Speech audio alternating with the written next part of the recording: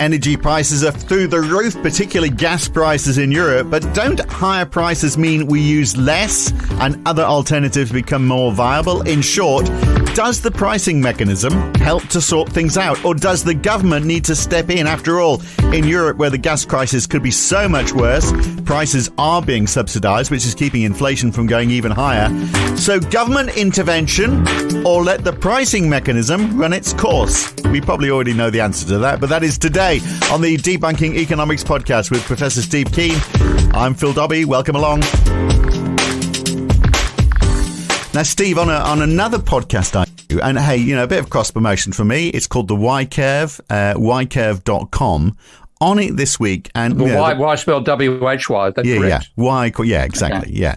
It's a play on the Y. You know what we're doing there. Anyway, we spoke this week to an academic at the Centre for European Studies about the gas crisis in Europe, which obviously is stemming from this cut in supplies that we're seeing from Russia. He seemed to think, to an extent, that prices are going to fix things. So we've got 30 to 40% of gas coming from Russia, and it's becoming very expensive, obviously, as those supplies reduce, as Putin, reduces supplies even more. And LNG is also expensive, obviously, because it's going up as well because of a shortage of gas generally. But it's therefore becoming more realistic as an alternative to buying gas from Russia. So facilities are being ramped up for winter to cover the shortfall using LNG, a lot of which was being sold to Asia. Now Asia can no longer afford to buy it, and therefore demand from Asia is going to fall. There's going to be an increase in demand from Europe, and Europe is building up the capability. So it won't fill that 30 to 40% shortfall, but the fact that those prices have risen for LNG means that in the short term, if there's a 15% cut in consumption, then maybe, which is a lot, but that's what the EU is talking about, then maybe they can cover the shortfall. So even in the short term, he reckons the price mechanism finds an answer. It might not be comfortable, but it can happen without having to kowtow to Mr. Putin. The downside, of course, is that it still sees prices going up. That's the whole argument, which is why things suddenly become viable. And it means that, the poor people can't afford to heat their homes. But you can sort that out with government subsidies, obviously. Well, you can, but whether it's going to happen, I have my doubts. But you've seen this is actually, I think you saw the paper, the thing I wrote on an argument by a bunch of neoclassical economists that 10% fall in energy supplies from Russia would only cause a 1.5% fall in German GDP, and in fact, the pure neoclassical argument, the straight Cobb-Douglas production function, said that a 10% fall in energy would cause a 0.4% fall in GDP, so no big deal. Now, again, this is just the whole fixation that prices can fix everything and that you can substitute one input for another. So if you run out of energy, you can just put workers inside of the blast furnace instead. And that'll cause the coal to be, that'll cause the steel to form out of iron ore. You're not proposing burning poor people, Steve. I hope that's. Neoclassical economists think it can be done. What I'm saying is they've got this vision of easy substitutability. So if you lose one input, you can replace it with another. And this is just, when it comes to energy, that is nonsense. When you lose energy, you simply can't produce output. And that is what, and so the price mechanism isn't going to get you around from that. Right, but the price mechanism might add to the substitution. So if it is possible to switch from gas, which is coming through a pipeline from Russia, and replace it with liquefied natural gas, which can be unliquefied and sent through pipelines from the coast, and they believe they have that capability to ramp that up fairly quickly, and it indeed is already happening. So you don't need Putin's gas. Then you're starting to see supplies picking back up again, and then perhaps Putin is going to start saying, "Well, hang on a second, I'm losing out on revenue on this," so maybe he will actually start turning his taps back on again. All of that is being driven by the pricing mechanism, and Putin might realize he can get more from Germany and the rest of Europe than he can from China, for example. So again, it's to an extent he's right, isn't he, that the price mechanism does have quite an influential part to play in all of this. You can reallocate where current supplies go. Whether it's going to cause supplies to rise to substitute for the cutoff for Russian, that's the other side of things. Now, that has happened in the past. So if you look at what happened in Texas, for example, when OPEC's second price rise, putting oil from $10 to $40 a barrel, occurred back in 79, that then made a whole range of oil fields in Texas much more profitable. So there was an enormous expansion, credit-driven expansion of oil production out of Texas. And then, of course, you had a crash in oil prices from 40 back to 10 again, and that wiped out those businesses. So the price mechanism can encourage the opening up of existing resources which aren't being fully used, but it can't. It still can't get over. Again, from last week's podcast, things take time, and then to do it, you need credit, you need debt finance to enable it, and by the time you've got it done, you might well find the circumstances are entirely different. So that boom of oil prices in Texas in 1979 81 caused a crash in Texas in 82, 84. So the timing did not work out. Yeah, and we find so the same thing. We could be investing in LNG, and then it's not needed down the track. Also the other thing. I mean, this is one of the things I had my worries about climate change. We're going to see some severe impact. So if you have, like India would be the classic example for this, if you have a dramatic increase in the number of dangerous wet bulb temperature events where the temperature approaches level where people cannot perspire enough to avoid a heat breakdown of their body, then there's going to be enormous demand to turn air conditioning units on, to buy new air conditioning units and so on, which is meaning going to burn more coal to power those air conditioning units, which increases the rate of climate breakdown. So, we're backing ourselves into a corner here, and I don't think the price mechanism is the way out. Well, yeah, I mean, it is also driving coal-fired power stations in Europe. I think some of those are getting turned back on again in desperation, aren't they? So none of that is helping climate change at all. So, but the point, I mean, his point was, well, okay, 30 to 40% of gas, we can maybe get halfway, we can deal with a 15% reduction, which the EU is talking about. I mean, it's a voluntary reduction, which means, of course, it'll never happen. But if there's a 15% reduction in the consumption of gas from Russia, and they're talking about things like, just turn your thermometer down by 1 degree and wear jumpers and, just think about your energy consumption that little bit more. That'll bring down consumption by 15%. But if prices are going up as well, then industry, which is heavily reliant on gas or energy, is going to find their input costs are going up markedly. And I think that's what the point you're trying to make, isn't it? You're going to see the downturn in the economy resulting from that. You have to. Yeah. We've people talk about growth versus degrowth. There's really two forms of degrowth. There's a degrowth you do in an organized fashion, and the degrowth you experience because the system can't cope with the circumstances you've let it get into. And we've got into these circumstances by believing the price system can fix everything. So I don't have a great deal of enthusiasm but to elaborate on his points, because this just sort of shows the extent to which economists work in a sort of a whiteboard world where you can draw curves on a diagram and they don't relate to the physical world, but you've got to actually produce things using inputs. Yeah, well, I have to say, I wasn't convinced by his argument that you're going to fix this problem without seeing a major downturn in the economy, and Mr. Putin isn't going to respond because he's going to see what impact he's having on Europe and the rest of the world, and quite enjoying it, I would have thought. So I can't see it fixing the problem, but it maybe it goes part of the way to fixing it if we look at some element of the role that price has to play in all of this. And on taking the broader question of inflation. Can the price mechanism fix inflation without getting the Fed involved? So if the price mechanism is inflation. Well, yeah, exactly. But it does it self-correct? So prices go higher, we buy less, demand softens, prices come down, inflation over.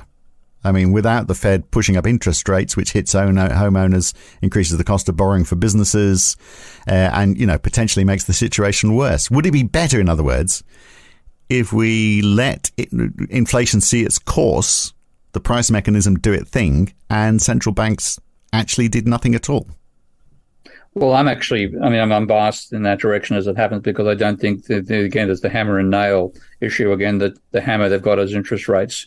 Therefore, they see the supply-driven inflation as demand-driven inflation, which can be beaten off by putting up interest rates and causing factor prices to fall, where factor prices means wages. And that's, wages are already falling. So, you don't want somebody coming in with the wrong tool into the circumstances, and that's what central banks are doing this time around.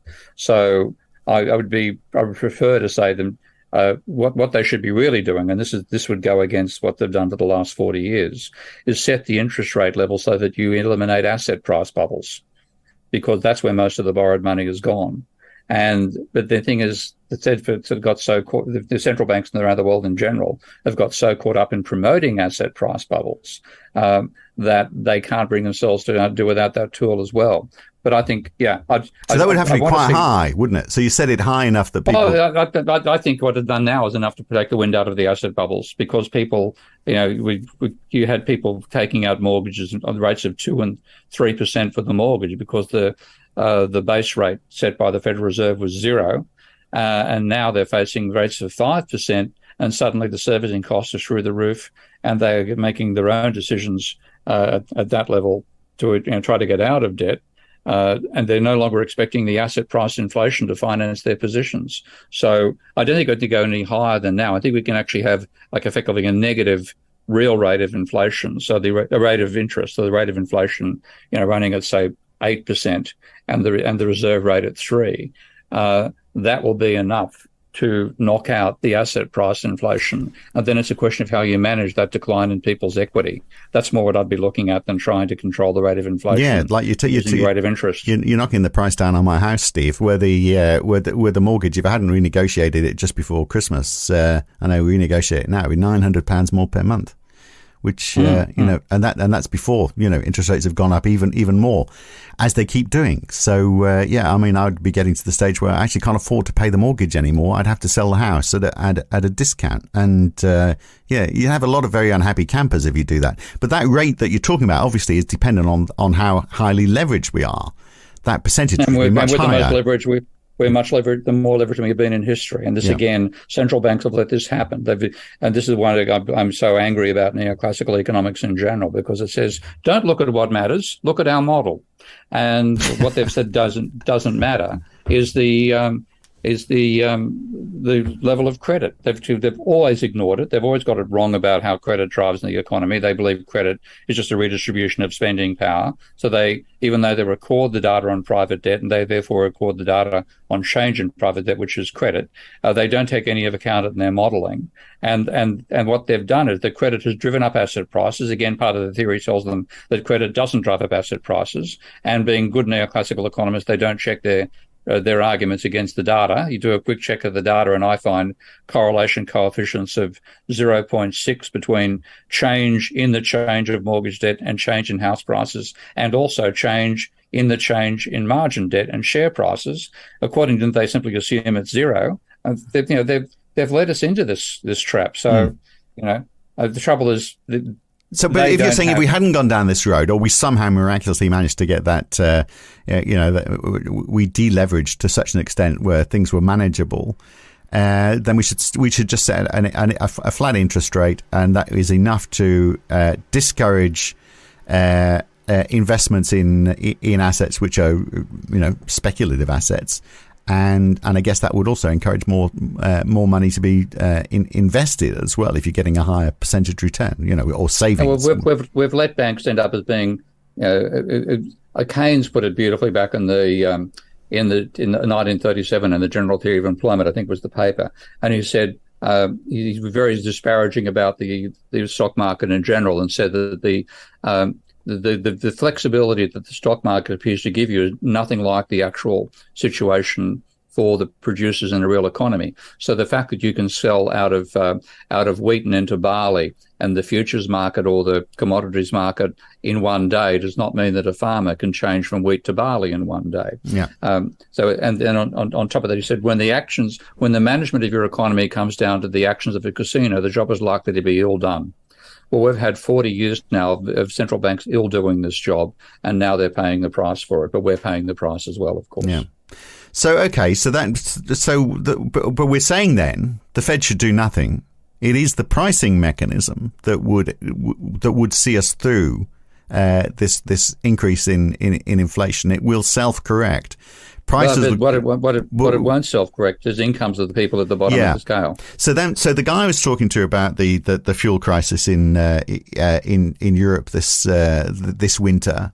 I mean, he was acknowledging that, prices are going to be very elevated and you need to do something to look after those people who can't afford to meet those elevated prices. So his suggestion is that they have a basic price for fuel for low income earners, and everyone else, the high users, that you want to, get them to change their behavior, they pay an elevated price.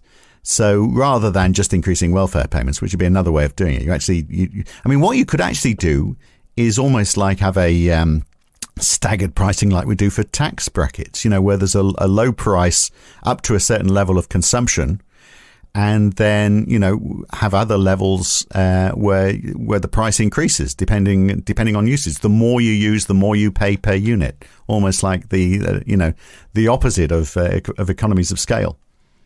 Yeah, and it's not the pricing mechanism now. It's admitting the pricing mechanism doesn't work. Say that. It's broken because the pricing mechanism only works as neoclassical economists think it works. If the pricing mechanism fairly determines incomes as well as determining prices. Now, they have a theory called the marginal productivity theory of income distribution that says the income that you earn, whether that's wages or profits, reflects the productivity of the last element added to the production system. So if the last worker adds $1,000 per week to the net output of the firm, then the wage for all the workers in that firm is $1,000 per week. You can't actually identify the marginal worker. It's, that's an average overall. So the surplus above that generates profits, and that is also supposed to be based on the marginal productivity of the last machine you add to the production system. It all works out very neatly. It's all quite coherent, and it's completely wrong. Apart from that. Okay. Yeah. Apart from being completely wrong, it works out really well. But what that means is they, as well as saying that the price mechanism will choose the price where demand equals supply, they're also assuming that the income distribution is fair. Now, what we've seen in the real world, and certainly the last 40 years, a courtesy again of neoclassical economists, is the execution of raw power. The workers cannot bargain. Individual workers can't bargain against a large corporation. They needed unions to do that. We've pretty much destroyed unions. So the bargaining power is completely skew if workers did not get their marginal product. In fact, what you're getting is a share in the productivity of the energy system you're part of, and you're bargaining over how much of the surplus energy, when you're paying nothing for the energy in the first place. We don't actually, nobody made the coal. Okay, we're just exploiting the fact that it exists. And while we're going through all of this, the energy companies, we're all struggling to pay our fuel bills. The energy companies obviously are recording record profits right now. Yeah, but the thing is, it's the essential role of energy that they're missing out on here, and this is why I've just come back to the whole thing of what if you don't have any energy coming in? What's your output? Your output is zero. And this is like this paper that I had to go at, which the Rudy Buckman was the lead author on it, and it said that incredulous that the Leontief production function, which is the one that I used, that said that output is directly proportional to energy, said that energy must be a serious bottleneck. Well, yes, it is, Rudy. Okay, no energy in, nothing comes out the other end. So you can't solve that with the price mechanism. What you can do is reallocate where the pain is experienced. Yeah. So what you're saying is if Europe can pay a higher price and Asia can't reach that price, then it's going to be Asian output that falls rather than European output. And you can substitute, liquid natural gas. Yes, okay, you can use that instead of LPG can be used as a substitute for liquid natural gas in a lot of production processes. I'm sure not all, but most of them, there was pretty reasonable substitutability between those forms of energy. But you can't substitute non-energy for energy. Yeah, and you can't also, the other argument is that, these rising prices could be good for the green economy because it suddenly makes alternative energy more cost effective. So you might get investment going into green and renewable resources. But of course, not if people see this as being a short-term demand problem or supply problem, I should say, and the prices will come down again. It's a risk. It's a risk to assume that they won't. Yeah, but this is not short term. What we're getting at this time now, as we're striking the limits to growth. We're running out of the physical resource. We're not exhausting them. I mean, there's enough coal, apparently, even at current rates of growth of energy consumption, for us to fuel the global economy on coal for the next 3 centuries. But if we did that, we would have a planet with 2,000 parts per million carbon dioxide and quite possibly the tachyderms to be the only things left alive on the surface of the planet.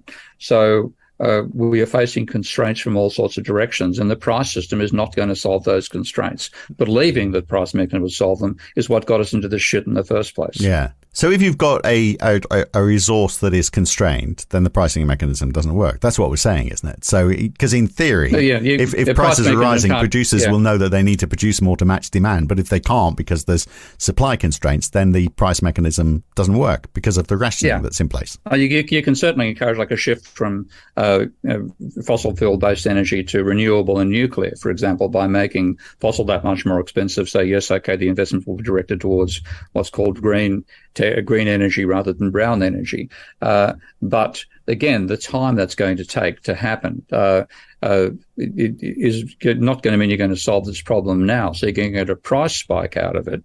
And the price spike will then say, well, what did that do in terms of the distribution of income?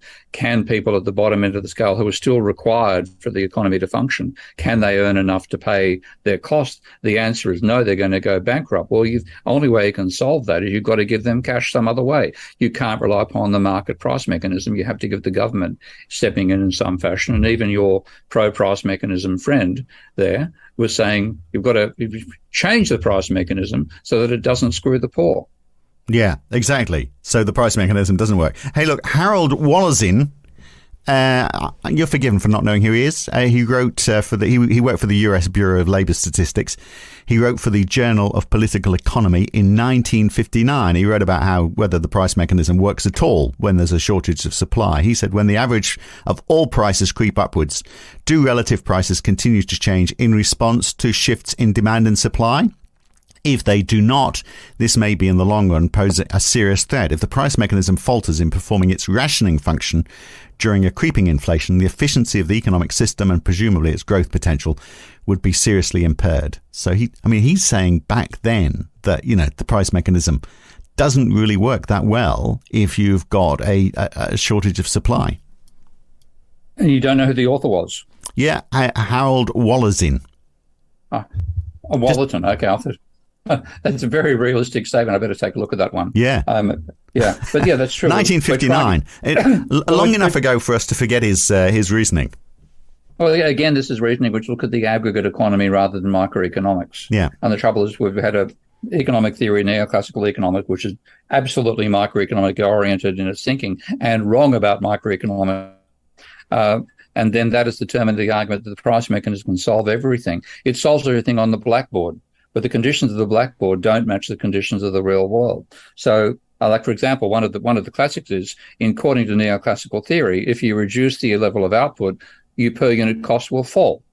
The reason being they believe that firms produce on a point where the cost of each additional unit is higher than the variable cost of each unit that preceded it, because you're getting lower efficiency because you're working your variable units past the optimal point for its machinery.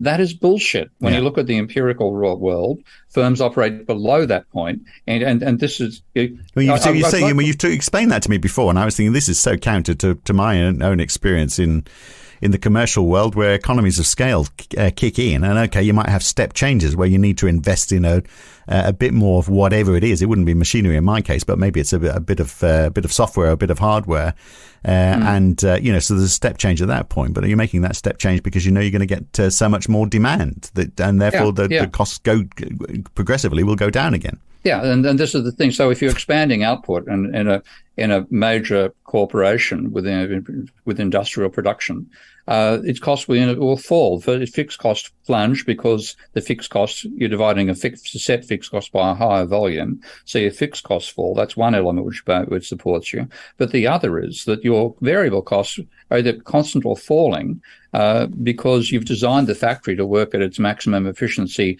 when it's 100% used. And as you approach 100%, your per unit costs are likely to fall. Your air conditioning unit is air conditioning the correct number of machines. When you put the machines in to maintain the internal environment of the factory, the temperature you need for whatever processes you're working on, then the higher the closer the factory approaches full capacity, the more you're using that air conditioning at the optimum level. You're not wasting any energy, which you are wasting when it has less than full capacity. So all these factors mean that real corporations face constant or falling marginal costs, and the neoclassicals can't even get off the grapevine base because they don't even have a supply curve in that situation. Right, but what have we got rationing though? So if we had and if energy was a big factor in your input costs, and there was some sort of mechanism that said, hey, the more you use, the more you're going to have to pay, then that would apply in that case. Yeah, well, in that case, rationing would be you're actually paying a higher price for your inputs. Yeah, but I think we are going to need rationing or some form of state support for people at the bottom end of the income scale as energy costs rise, because they are the absolutely fundamental costs, energy and food. If you don't have those two, well, what can you do in a modern world? But it also means businesses are going to pay more, obviously, because they're not going to be subsidised at least to the same extent. So their production costs are going to go up. So therefore, their outputs are going to go down, and the cost of the goods that they sell is going to go up. What we've got to see is we've got to see a redistribution towards the poor. Yeah. And that's the opposite of what we're doing for the last 40 years. Okay, very good. The idea of the free market price mechanism, blah blah blah. Everybody gets what they deserve, and everybody can read. It's a microeconomic way of thinking about a macroeconomic problem, and the microeconomic itself is wrong to begin with. You should listen to this podcast. You'll love it, Steve. Just make sure you've got a punch bag close by. So I'm getting close to needing one. Yeah. Finally, then. We talked a little bit about the wage spiral last week, and the preoccupation the Fed and other central banks have got about, we don't want to see inflation coming from people wanting more money, pushing up prices. So they want, prices are going up, so people want more money to pay for stuff. Therefore, that increases the costs of stuff, and therefore they want more money again because inflation is going in this upward spiral. Does that actually happen, or does the price mechanism stop that happening? So, for example, if people want more money so that they can buy more or buy the same, actually, because inflation has pushed prices up, won't companies at some point say, hang on, we can see what's happening here? If we keep on paying people more and more, well, you can see why they want more, because we want them to have more because we want them to buy our stuff. But if we keep on taking the same margins and push prices up, this is going to go on forever. At some point, after maybe one cycle, aren't companies going to say, well, we'll meet those wage demands and we'll squeeze all our other costs to keep prices low because people now have more money to create demand? Isn't that how it's going to? And wouldn't they be smart enough to go, we only have to squeeze our margins for a little while for this inflation to blow itself out? Well, I mean, the margins, partly what you get to counter, like when you had the classic wage price spiral. And this is something, by the way, that Philip spoke about in his 1956 paper. Yeah. He said that what causes the rate of change of factor prices is the unemployment rate, the rate of change of the unemployment rate, and the wage price spirals, which he often thought were caused by an increase in imported input costs rather than domestic input costs. But once you get that spiral, it's self-maintaining. So you have to find some way to cut that back. And the way that neoclassicals have always favoured is put the unemployment rate up so wage demands fall, and therefore you cut back into the rate of inflation that way. Or they've outsourced production to the third world and dramatically cost the cuts of production, which is what we've benefited from in the West for the last 40 years. But no one's buying stuff. Yeah. If people are unemployed or their salaries have gone down, they can't afford to buy stuff. So wouldn't it be better and wouldn't the logical way for the price mechanism to work for companies to say, well, okay, we need people to buy stuff, we need that demand, we can supply it. It's going to cost more because wages are heavier. But if we can squeeze our other costs so that we're not squeezing wages so much, we will keep demand. and we'll be able to do it in a way which is, we can supply at a price where people can afford to buy. Well, what you start getting is firms competing over the markup they've got, and this is what we haven't seen yet. So like if you look again at what happened under COVID with the huge government stimulus, then firms could easily charge whatever markup they like because there's so much more money being created that was turning up in their coffers, and they were making their 3 monthly sales targets and so on, or at least their profit results, not so much their sales targets.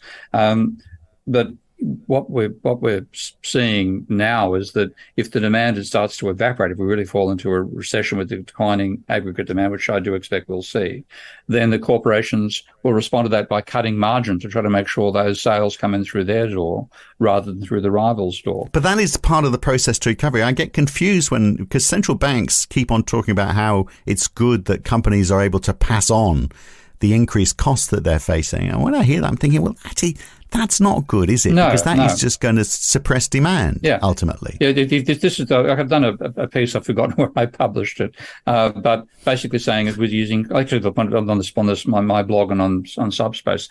When you look at Koleski's logic about what causes inflation, he breaks it down into the margin that firms can charge above their input costs, the input costs, and the productivity of the input unit you're looking at, and so.